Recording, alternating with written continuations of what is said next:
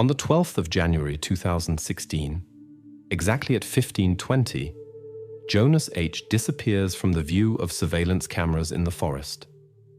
He returned home daily on the same path through a forest area in a quiet suburb. The cameras installed along the route clearly recorded each of his movements until a certain moment.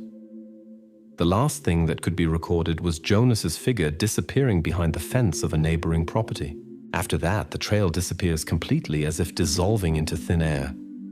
Just a few hours after the disappearance, the investigators received their first serious clue. The Forestry Administration cameras installed on the neighboring property to monitor wildlife record an unusual movement.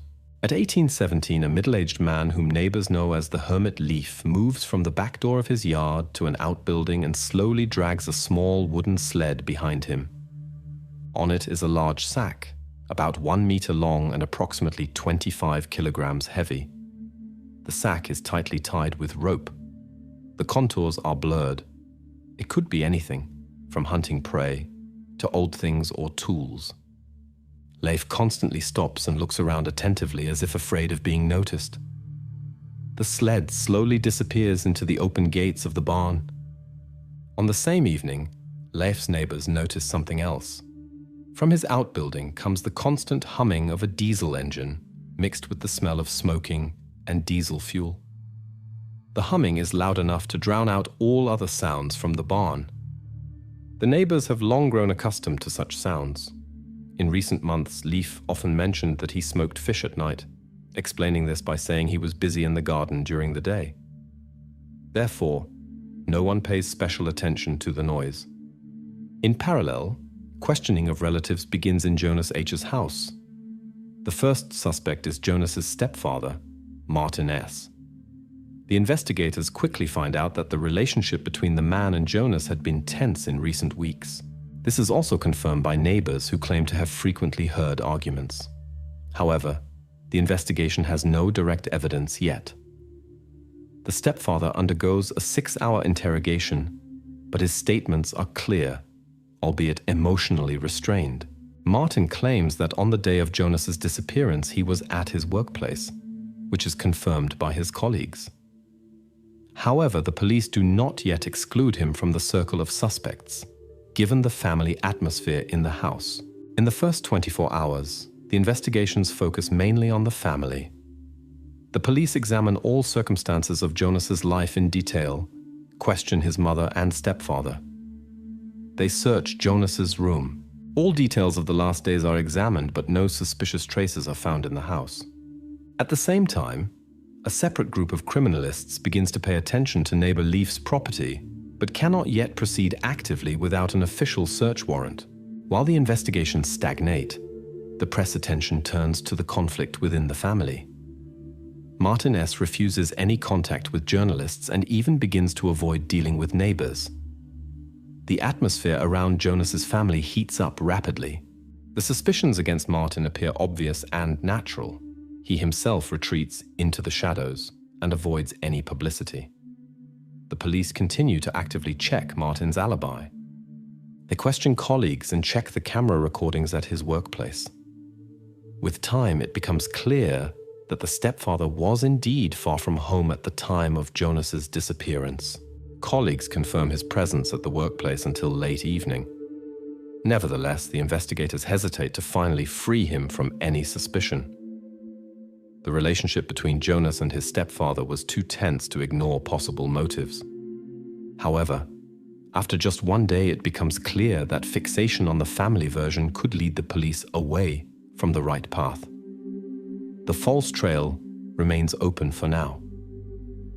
After 2 days, when the investigations reach a dead end, there is a new turn. Forestry Administration employees find a second recording from the same cameras. Now the investigators have a video in hand that could completely change the direction of the investigation. The family version begins to crumble, and the focus of attention is on the mysterious neighbor, his heavy sack, and the nocturnal humming of the diesel engine in the barn. When analyzing receipts from stores, the investigators notice an oddity. Why does Leif, whose house has long been connected to the power grid, buy exactly 50 liters of diesel fuel monthly? The collected receipts from the last 2 years paint a very clear picture. Leif buys stably, every 30 days, 50 liters of diesel with a deviation of no more than 2% in total. These are 24 almost identical receipts that alarm the police through their methodology. For a village hermit whose lifestyle appears as simple as possible and requires no such precise calculations, this awakens additional interest from the investigators. The investigators ask Leif himself for explanations. He explains calmly that the monthly purchase of diesel fuel is nothing more than routine to keep an old generator running, which he uses exclusively to supply his smoking chamber. Leif specifies that the smoking chamber only runs at night for 6 hours. He claims that precisely for this reason a constant supply of diesel in such quantities is necessary. At first glance, his explanation sounds reasonable and arouses no suspicion. Leif's version is immediately checked by experts. A specialist in diesel equipment gives his assessment. Old household diesel generators, similar to the one Leif claims to use, consume about 0.28 liters of fuel per kilowatt of power per hour. When operating such a device for 6 hours daily, the fuel consumption is indeed about 50 liters per month. The assessment confirms Leif's words, and in the eyes of the police, his version appears completely credible. Nevertheless, the investigation officers decide to check this more thoroughly. Additionally, it turns out that Leif does not use a car and completes all fuel purchases on foot, using the same small sled. The delivery of each 20-liter canister is done by hand. He prefers the sled even in summer and pulls it over the grass despite the inconvenience. This consistency convinces the police even more of his methodology and pedantry, but at first glance, nothing criminal is found in it. The investigations temporarily shift attention to other details.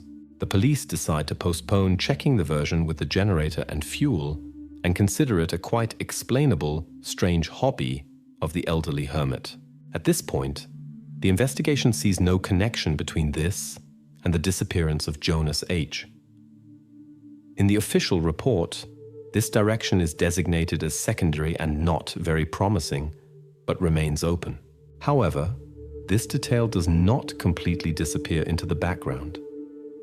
The investigators understand that a person whose life appears so monotonous and calculating might possibly hide more behind his external calm.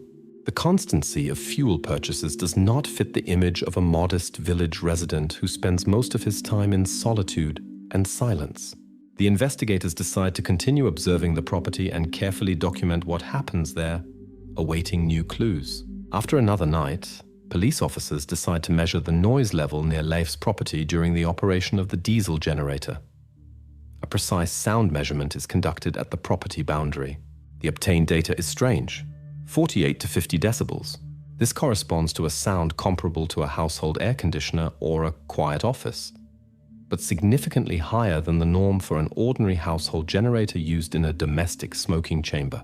This data makes the police think for the first time about whether Leif is hiding more than just a nocturnal smoking hobby. The investigation again changes tone and slowly and carefully shifts attention to the surroundings. If the sound is indeed so distinct, there must also be witnesses. And these witnesses could confirm or contradict Leif's words. Against the background of the active search for Jonas, a new oddity emerges.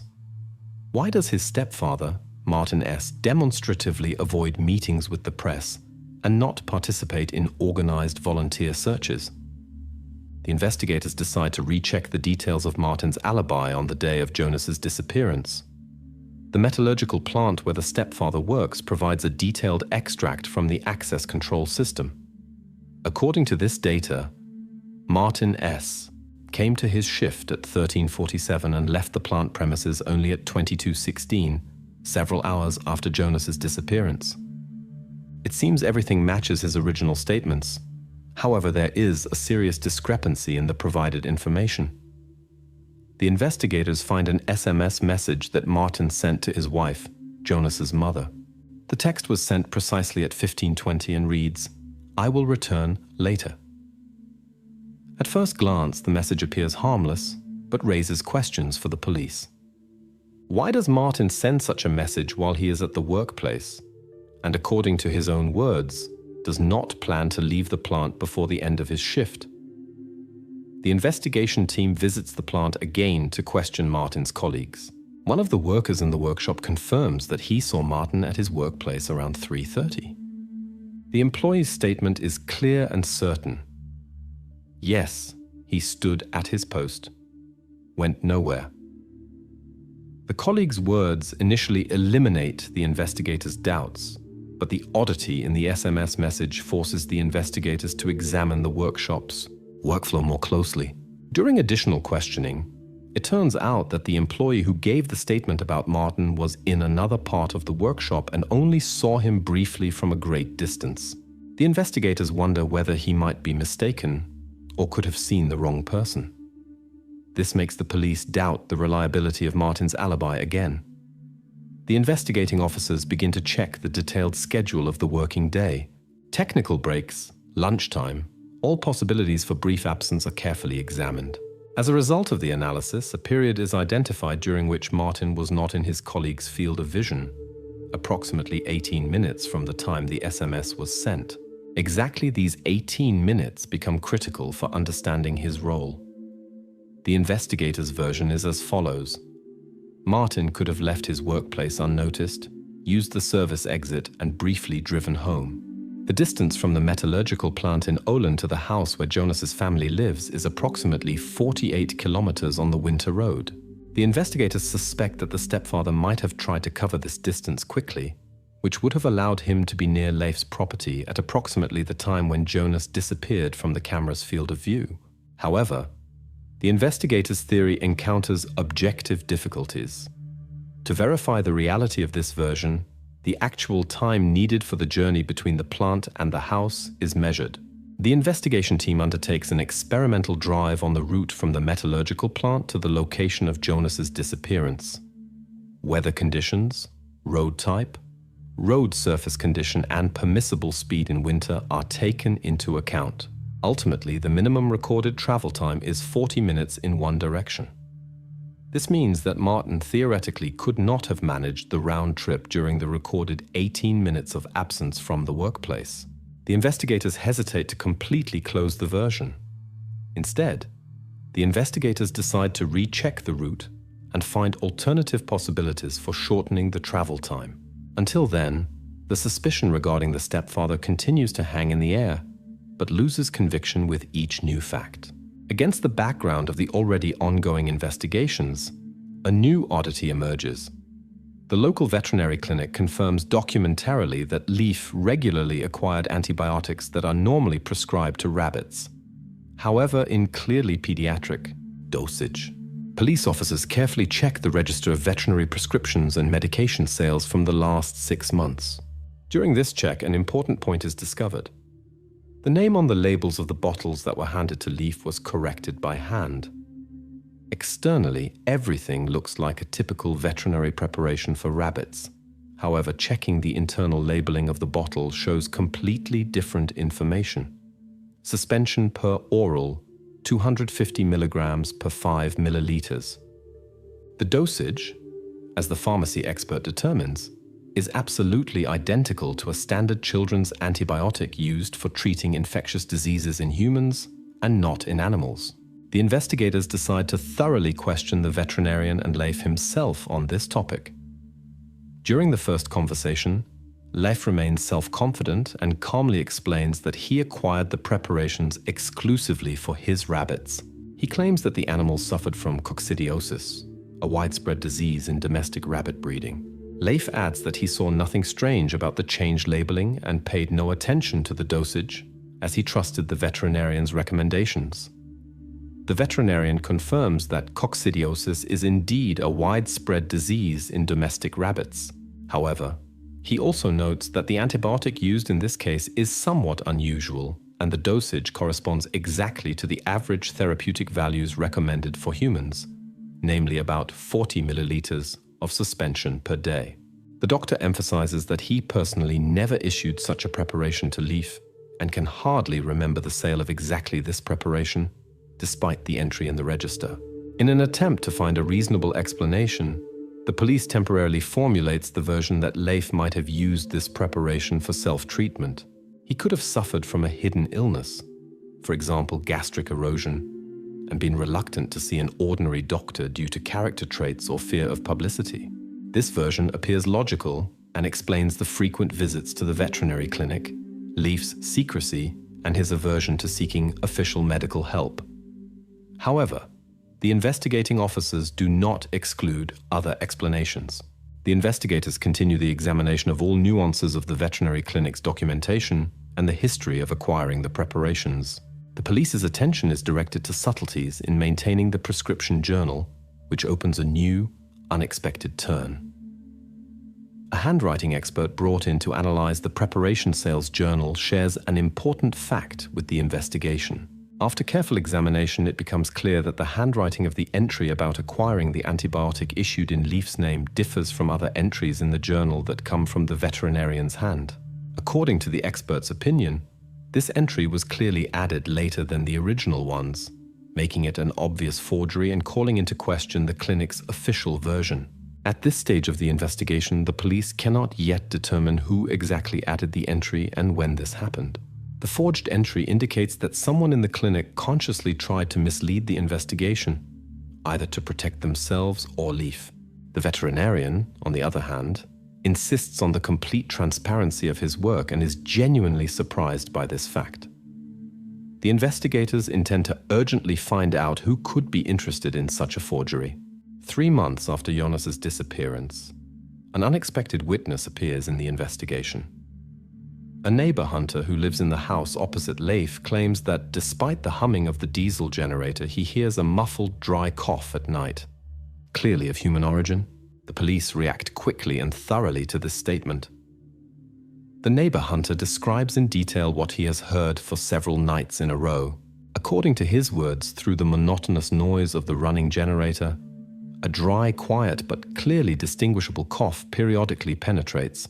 The hunter, who is well familiar with the wildlife of the area, immediately noticed that the timbre of the coughing does not resemble any animal known to him.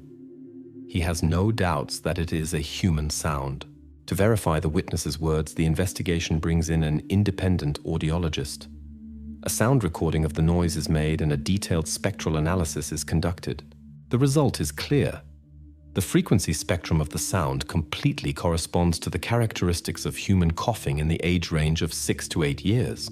The peak frequency of the cough in the recording fluctuates in the range of 600 to 800 Hz, which completely matches the typical parameters for people of early school age. Given these facts, the police carefully conduct a conversation with Leif, who remains self-confident and explains completely calmly that these sounds could come from animals on his property, for example, from a ferret or a cat. Police officers suspect that such sounds are indeed possible in the case of illness in pets. However, the neighbor hunter categorically denies the version about animals.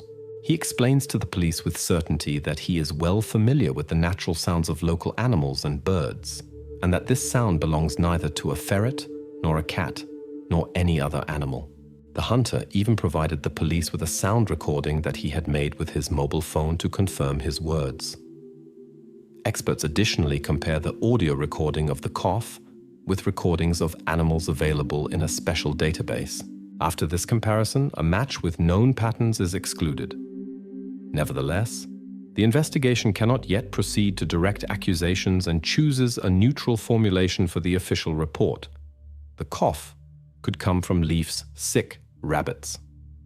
The version of the sick rabbits is officially recorded by the investigation as a working hypothesis, but the investigators understand its weakness and formality. The obviousness of the human nature of the cough forces them to continue searching for other, more realistic explanations. But now they need time to determine the source of the sound and understand who exactly could be in the barn. In parallel, a renewed check of the alibi of Jonas's stepfather, Martin S., which was previously opened, is conducted. This time, experts are brought in who use the satellite-based GPS system of the special equipment on the territory of the metallurgical complex. The check of the GPS journal of the special equipment that was in use by the plant on the day of Jonas's disappearance finally confirms that Martin S. did not leave the complex for a minute. The satellite tracker data shows that all exits and entrances of the special equipment as well as employees were strictly controlled through guarded gates. The examination of this data gives not the slightest chance that Martin could have left the plant unnoticed and undertaken a trip to the location of Jonas's disappearance. Based on this irrefutable data, the investigators' version of possible involvement by Martin S. is officially closed. Jonas's stepfather is completely excluded from the circle of suspects. The police are forced to direct all their attention back to Leif's property and the strange nighttime sounds that could hide the key to solving this entire story. In the 5th month after Jonas's disappearance, his mother receives a strange letter without signature and sender address. It contains a childish pencil drawing depicting a small room with a grating and low ceiling, similar to an underground room. The police immediately confiscate the letter for detailed examination.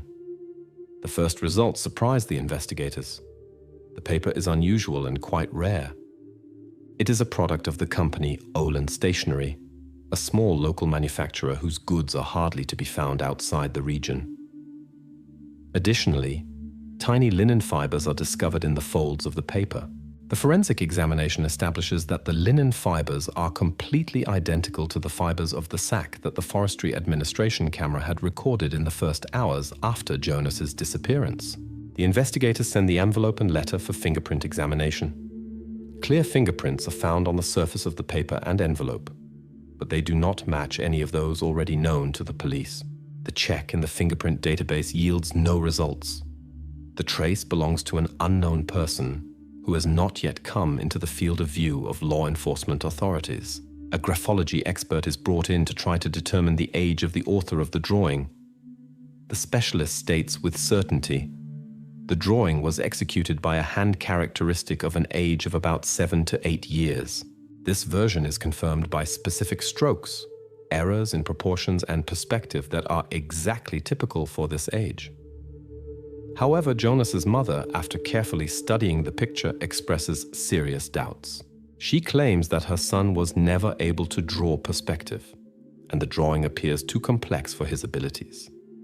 According to her words, Jonas always drew flat, without any depth or volume, which makes her doubt his authorship. The investigation checks the version of possible involvement of one of Jonas's acquaintances, for example, a classmate. Special attention is paid to a classmate of the boy who is known at school for frequent pranks and unusual jokes. The police officially question this classmate's family and check his whereabouts in the days before the letter was sent. The check quickly shows that the classmate could not have been involved in any way in sending the letter.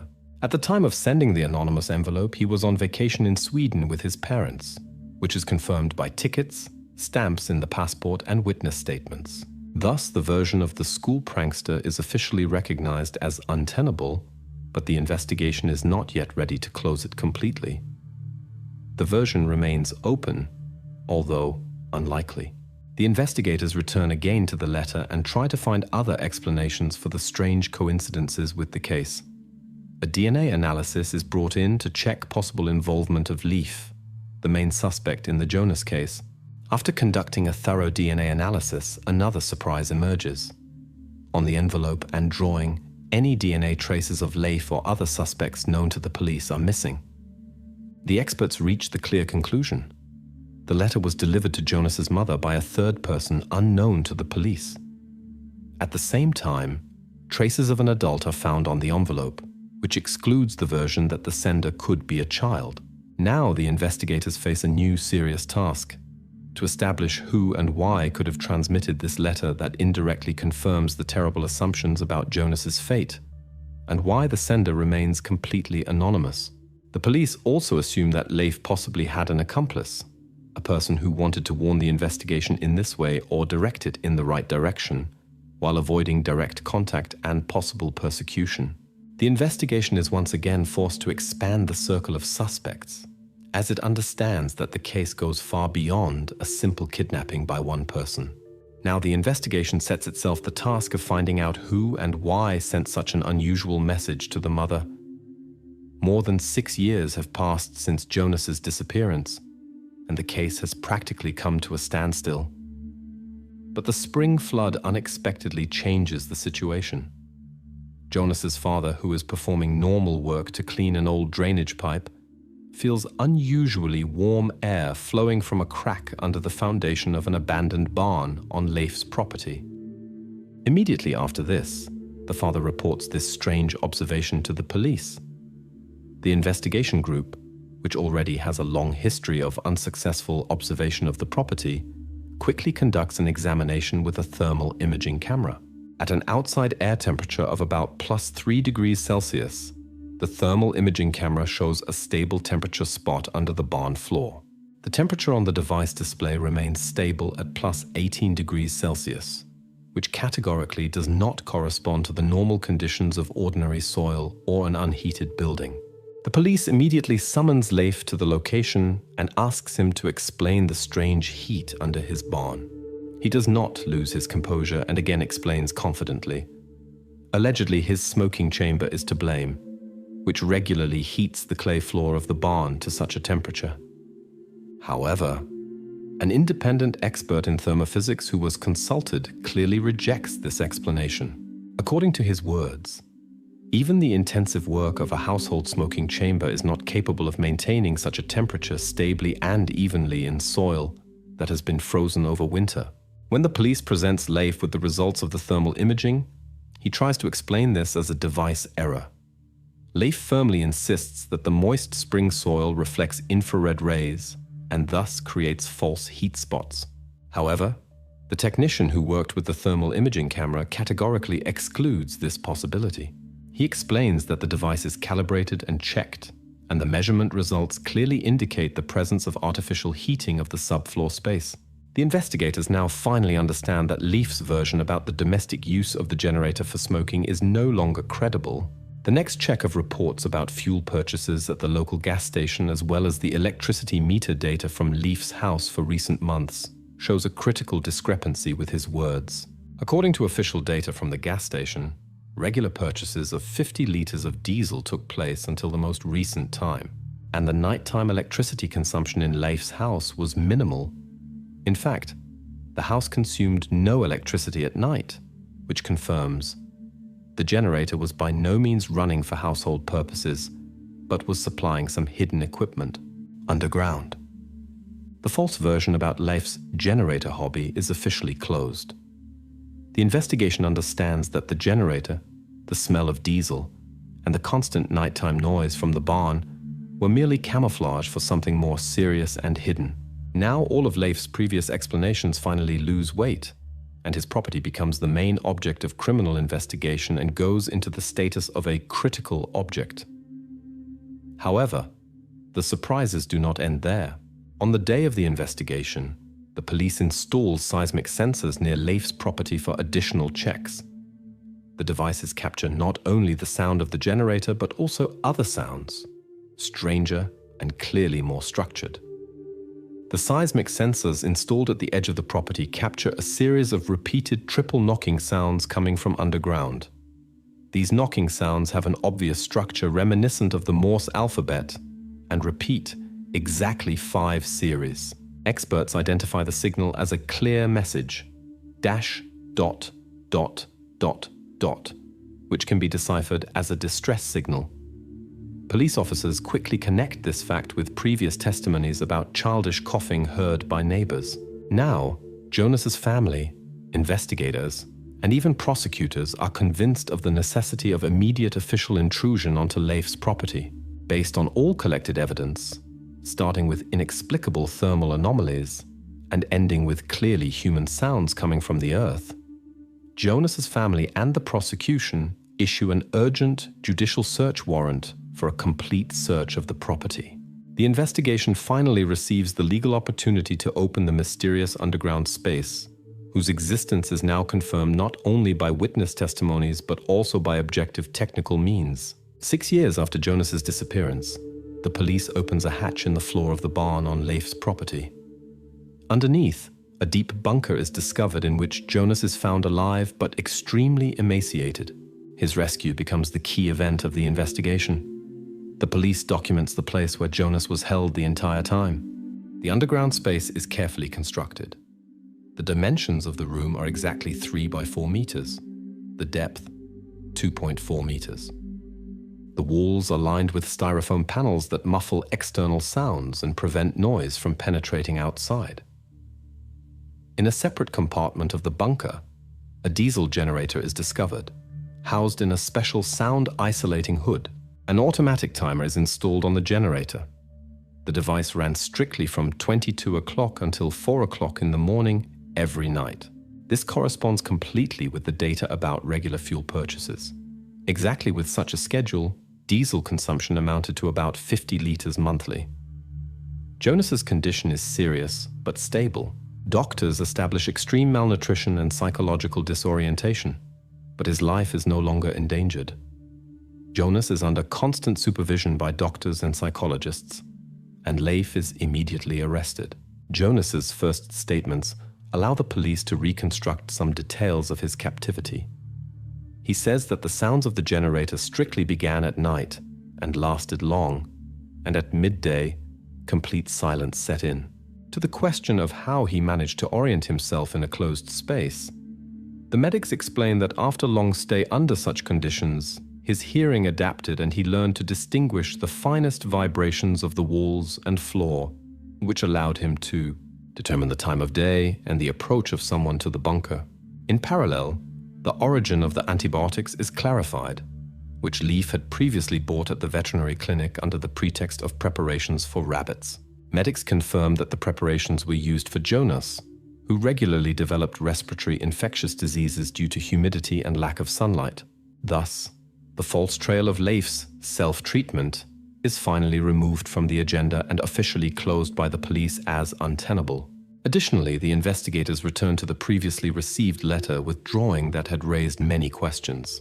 Jonas confirms that around autumn 2021, he indeed drew the room in which he was held and tried to transmit this drawing outside by throwing it into a ventilation opening. The examination of the letter had previously found no traces of Jonas's DNA, which forces the investigators to finally discard the version of a schoolmate prankster who was originally suspected. This line is now also officially closed. However, a new circumstance emerges. Some adult picked up Jonas's letter, packed it in an envelope and delivered it to the family. The identity of this person is unknown. The investigators suspect that Leif might have had a previously unknown accomplice who helped him and possibly tried to secretly warn or direct the investigation. An additional interrogation of Jonas brings yet another important fact. He mentions a certain second uncle who helped Leif at the beginning of the captivity with building the bunker. Jonas clearly remembers a tall man with a special tool that, according to the description, matches a concrete cutter. The investigation team immediately begins a renewed and thorough inspection of the entire property and house of Leif, but such a tool was not found. The investigators request information about purchases of construction materials in recent years. The data confirms the acquisition of 12 tons of cement in the period from 2014 to 2016. The officially measured length of the underground tunnel is 17 meters, which completely corresponds to the volume and time frame of the construction material purchases. The police are convinced that Leif could not have managed such a volume of work alone. The appearance of a second person in this story becomes the new main puzzle of the investigation. Now the investigators face the task of determining the identity of the second, previously unidentified accomplice whom the rescued Jonas mentioned. The focus of the investigation turns completely to searching for additional evidence that could lead the police to the trail of this person, as well as clarifying the true motive of the kidnapping. Almost 2 years after the police found Jonas H. in a secret underground room under Leif's barn, the day of the verdict announcement came. The courtroom in the Trondheim District Court was filled to the last seat. Journalists, villagers, investigators, and Jonas's parents waited for the decision in the case that had given all of Norway no peace for the last 8 years. The judge announced clearly and calmly the conclusions of the investigation and explained in detail exactly how Leif had prepared Jonas's kidnapping. He had built the underground room in advance and planned everything carefully to avoid arousing suspicion among neighbors and the police. All 8 years long, he masked the constant noise of the running diesel generator by pretending to smoke fish at night. This allowed him to buy exactly 50 liters of diesel monthly, which perfectly matched the nighttime operating mode of the generator from 10 o'clock in the evening until 4 o'clock in the morning. The police reconstructed every step of Leif. Forged prescriptions for antibiotics from the veterinary clinic became the final proof that the preparations were intended exactly for Jonas. Handwriting experts declared without doubt that the records in the clinic journal had been falsified after the fact. Leif tried for a long time to convince the investigation that he had acquired the antibiotics for personal use, but expert opinions completely ruled out this version. The judge separately mentioned the significance of the linen fibers found on the anonymous drawing that had been sent to Jonas's family. Experts confirmed that these fibers were absolutely identical to those found on the linen sack that had been recorded by the forestry management camera on the very day of Jonas's disappearance. Another important piece of evidence was an SD card with video recordings from inside the bunker.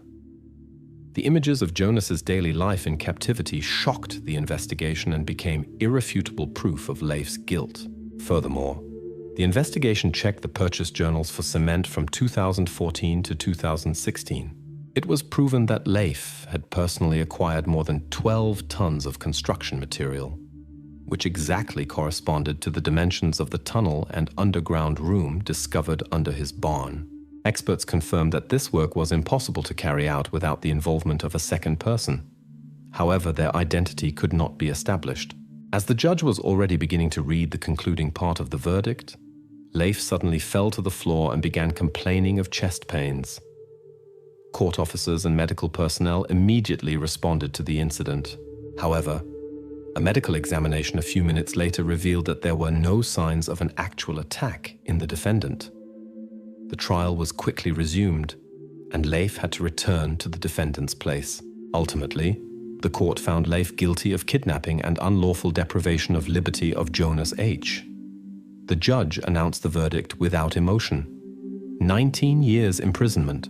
Immediately after the announcement of the decision, Leif was led out of the courtroom under guard. Officially, the investigation closed all previously established versions. The false trail about the involvement of Jonas's stepfather, Martin, was already rejected at the beginning of the investigation. Also, the version of a school prankster who allegedly sent the drawing to the family, and the version of Leif's self-treatment, with preparations from the veterinary clinic, were definitively rejected. The investigators officially recognized that all these versions were erroneous and did not correspond to reality. Despite the detailed collected evidence, however, some details remained unresolved. The identity of the second participant in building the bunker mentioned by Jonas himself could not be established. Also, it could not be found out who exactly had sent the drawing to the family, although it is clear that this person was informed about details of the case. The judge noted that the absence of these answers did not influence the main conclusions of the case and the verdict. After the session, Jonas's family issued a statement in which they thanked the investigators for their years of work. Jonas, who had already almost completely recovered by this time, continued to be cared for by psychologists, but overall led a normal life. The investigators, for their part, emphasized that the investigation was one of the most difficult of recent decades and could only be successfully completed thanks to the latest technologies, meticulous work of criminalists, and active participation of residents. On the day of the verdict announcement, all documents of the case were officially transferred to the police archive. The 8-year investigation was definitively completed. The bus that brought students home after school drove its usual route, but on this day, something went wrong. 9-year-old Olivia H, always punctual, did not appear at the stop that was only a few hundred meters from her house. When the bus stopped at the roadside and the doors opened, her place was already empty. The police investigation revealed that Olivia did not have a mobile phone with her, and the internal surveillance camera in the bus, which could have provided answers to the emerging questions, was missing. The first important circumstance was captured by the bus's GPS sensor, which for inexplicable reasons registered an unplanned stop of exactly 12 seconds about 700 meters from the old, abandoned farm, Twin Pines. The investigators who arrived at this location discovered only one detail that stood out against the background of the landscape. A bright pink thread, presumably from clothing, dyed with the natural dye kakariki. The thread was carefully entered into the evidence database. However, the thread did not answer the main question. Was Olivia herself here? Or is this just a coincidence? And why did the bus stop precisely here, in such a desolate place? The bus driver, JT, was the first to come under police scrutiny. His status was designated by the investigative authorities as under suspicion. But formally, nothing concrete could be charged against him. Jay had been working the route for more than 3 years, had a clean reputation, and no complaints or violations had been previously registered. In parallel, another figure appeared who was seen on cameras at the local store. A white delivery van with the inscription, Vet Supply. It was moving at approximately the same time in the opposite direction, away from the location of the bus's brief stop. The driver or occupants of the delivery van could not yet be identified. Its status for the investigation was designated as in the shadows. The police quickly checked the bus's tachograph to determine whether the driver had exited during those strange 12 seconds. According to the official tachograph data, the bus doors opened, but the driver did not leave his seat. Thus, direct involvement of the driver in Olivia's disappearance became extremely unlikely. The situation worsened dramatically on the third day when a heavy downpour covered the entire region. The rainfall lasted almost a day and completely destroyed all possible traces that could have led to solving Olivia's disappearance. Everything that could have been important evidence, shoe prints, tire tracks, even potential fingerprints on objects around, was washed away with the water toward the Waipa River. This forced the police to direct their attention to the most obvious but at the same time most tragic version of events: an accident, namely drowning. A diving team began examining the riverbed over a section of several kilometers downstream from exactly the spot where the bus had stopped for 12 seconds. The focus of the investigation quickly shifted from the area near the bus stop and the abandoned farm Twin Pines to searching along the river. All resources and the investigators' attention were now directed there. The alibi of bus driver JT, which had seemed indisputable, suddenly lost stability when information from his former employer surfaced. In JT's personnel file, there were disciplinary measures that were precisely connected to unauthorized stops in the past. These facts called into question his statement that he had not left his driver's seat during the mysterious 12-second stop. 1 week after the investigation began, the bus route operators provided the police with detailed protocols of the bus's movement. According to the official printout, the vehicle stopped completely at 15:42, exactly for 12 seconds. The speed was recorded as 0 kilometers per hour, and the doors opened and closed during this period with precision to the second. This only partially confirmed the driver's statements, but the main question remained unclear. Could JT have left the cabin unnoticed? In parallel, the investigators questioned all bus passengers and tried to reconstruct as accurate a picture as possible of those seconds. 2 students, 11 and 12 years old, reported almost identical details independently of each other. Both claimed that during the stop they saw through the window how someone in bright pink took a step behind the driver's door of the bus. Neither of them could fully recognize the face or figure, but the correspondence in the statements made the police think, was the pink thread found on the ground directly connected to this figure? When examining the contradictory statements, the police decided to consult the bus's tachograph again and examine it in even more detail. A technical expert explained, the device recorded driving speed, pedal pressing, door opening, but said absolutely nothing about the driver's movements in the cabin space.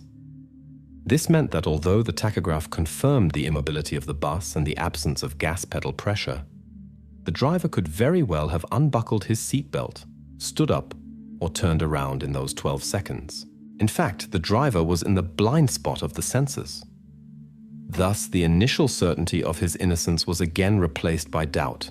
The The investigator responsible for the operational part of the investigation decided to apply for warrant number NZTA 21-8-0610-214 for surveillance of JT's mobile phone and checking his records for the last days before Olivia's disappearance. The application was approved by the court based on the article about suspicion of kidnapping a minor. Criminalists carefully tracked every word, every call, and every SMS message that the driver had made or received in the days before the disappearance. And although it was originally expected that the wiretapping operation would provide new clues, only conversations between JT and his wife and everyday calls could be obtained. No suspicious contact or strange message was discovered. Everything indicated that the driver might again escape suspicion, but one key check remained: the radio communication with the bus service dispatcher. 23:40 of the same day, specialists from the radiology department received the first results of the analysis of the recordings of the driver's conversations with the dispatcher service. And this data caused even more confusion. The audiologist's recordings clearly confirmed that JT was actually speaking by radio with the dispatcher exactly at the time of the stop, when the bus doors were open for those mysterious 12 seconds. The voice protocols were checked again. There could be no error.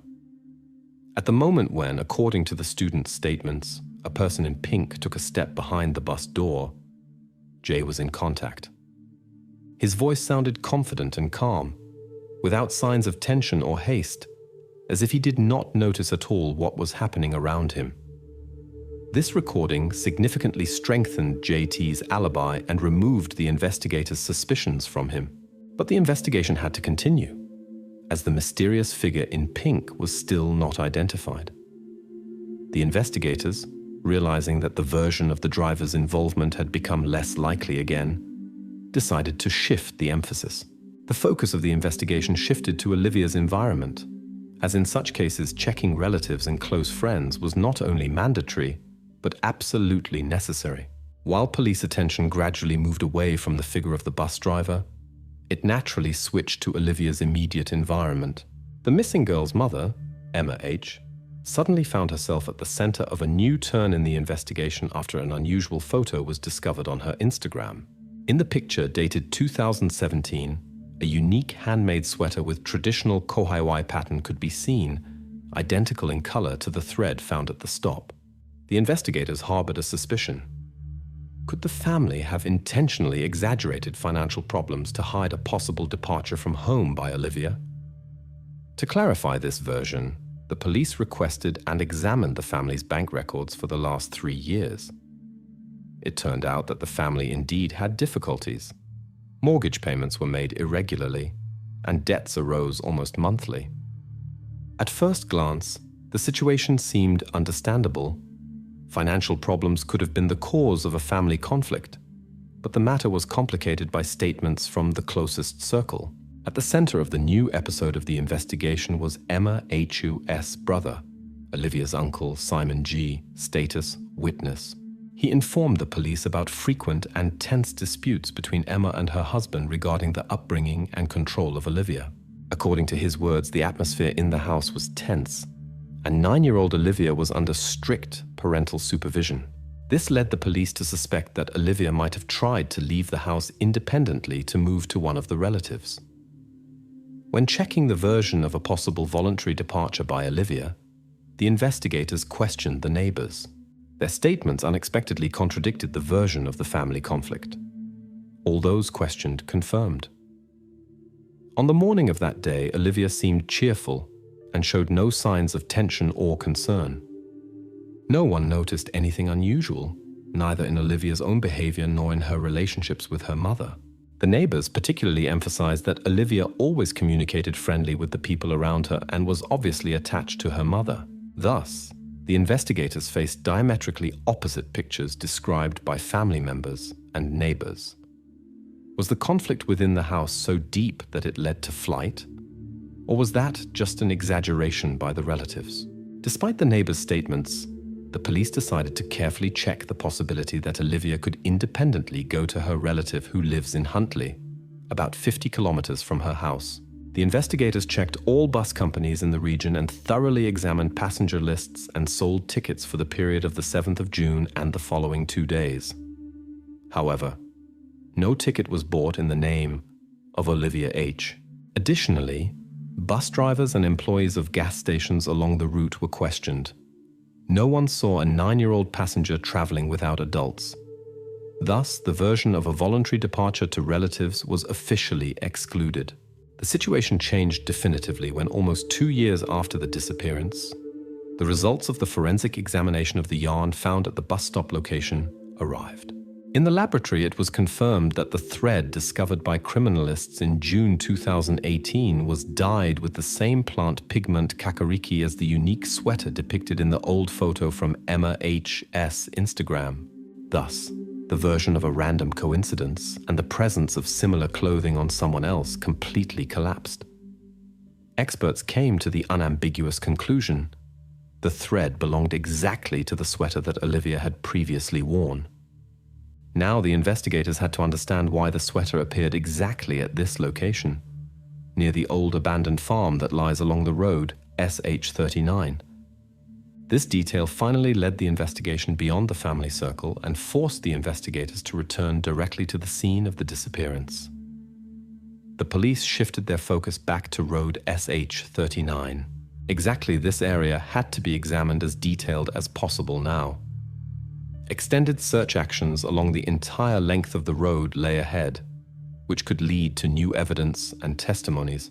The investigation took a completely unexpected turn thanks to the updating of Google Street View maps. The company published fresh panoramas of road SH39, and on one of the images at the mailbox with the number 452 Old Puhinui Road, a figure in a bright pink hoodie was captured. For the first time in a long while, the police had serious hope, as this image could be the key to solving the mystery of Olivia's disappearance. Specialists carefully examined the only available image. After comparison with the previously provided family photos from Emma H's Instagram, the experts of the criminalistic department came to the conclusion: the size, the hair color, and especially the unique pattern of the sweater completely matched what the missing Olivia wore. The recording location was 30 kilometers from the point of the original bus stop, which confirmed the theory that Olivia was moved with the help of some transport.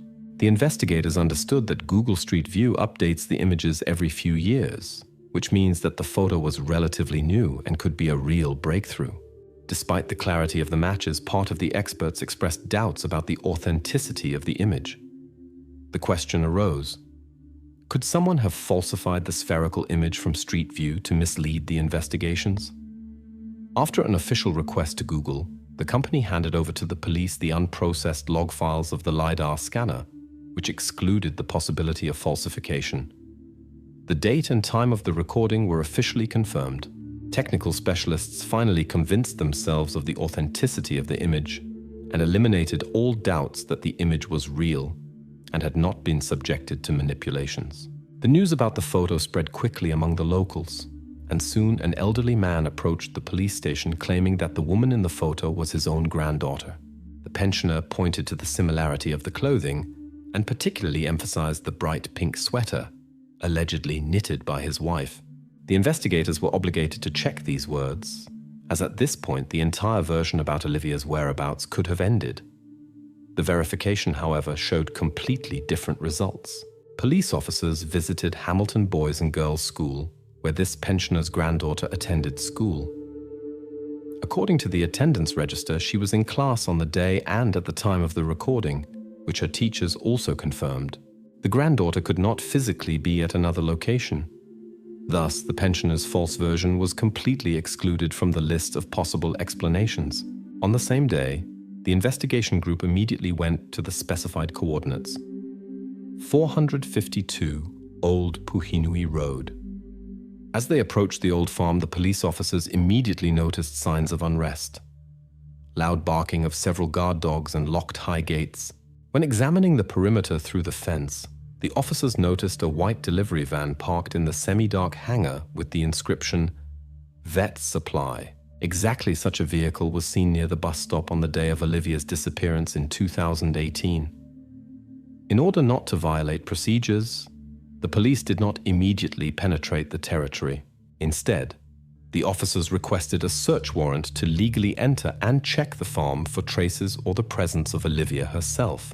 The police were forced to wait for official permission for the search, being aware that every minute of waiting could be crucial. In the meantime, a special police unit already began preparing for the storming of the farm territory. In the next hours, the official arrest warrant was to be issued, after which the final operation would begin. In the early morning of the 1st of October 2020, a special police unit began storming the farm at 452 Old Puhinui Road after receiving the official search warrant. The officers carefully entered the territory, preparing for possible surprises. Already when approaching, they encountered fierce resistance from 4 guard dogs. To safely overcome this obstacle, the police had to use electric shock devices while avoiding excessive use of force. When they reached the hangar where the said vet supply van stood, the police quickly confirmed its connection to Olivia's disappearance. The internal inspection of the room gave a clear answer. Exactly here, Olivia H had stayed in recent years. The investigators documented circumstances that left no doubt about the farm owner's intentions. The room was set up as a small classroom for distance learning at home, and windows and doors were equipped with additional locks. The examination of the found documents made it possible to quickly establish the identity of the kidnappers. It was a local childless farming couple, Joan M., the main suspect, who was soon arrested on site, and her husband, Callum M., who was also arrested later the same day. Now that the entire chain of events was restored, the police could finally fully uncover the details of this case. The sweater that figured in all key phases of the investigation proved to be decisive evidence. Laboratory data confirmed that the thread found on the road on the day of disappearance matched the unique handmade sweater depicted in the photo on Olivia's mother's Instagram. Exactly this sweater was visible in the photo taken by a Google Street View car on the farm. The 12-second stop of the bus, previously mysterious, was also explained. It was exactly Callum who unnoticed entered the bus through the rear doors and hid from the driver's view, thanks to the design features and limited visibility of the cabin. The driver actually could not see who entered the bus. Then Callum led Olivia out unnoticed and quickly put her in the white delivery van that was disguised as transport for veterinary products and animals. Exactly this enabled the couple to leave the crime scene unhindered, without arousing suspicion among the police or eyewitnesses. The subsequent ordering of distance learning materials for children of appropriate age in the period from 2019 to 2020 finally confirmed that the kidnappers planned to hold Olivia for a long time. These materials became clear evidence that her disappearance was intentional and carefully planned.